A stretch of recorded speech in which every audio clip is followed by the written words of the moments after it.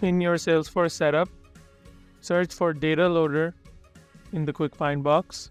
Then click on Data Loader right under Integrations and click on Downloads. And click Confirm. And you'll be redirected to this page. Over here, you can simply click on Download the latest release. Save the Data Loader zip package wherever you'd like. Wait for it to download, then click on Show in Finder. And just open it up with the Unarchiver or whatever other tool you have on your Mac.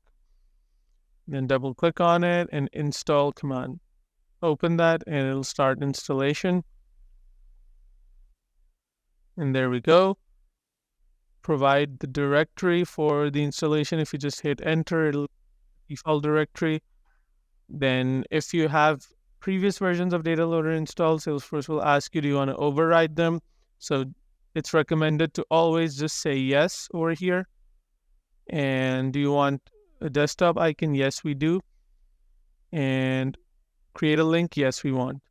And there we go. Our Data Loader installation process is complete. And now we can simply close this.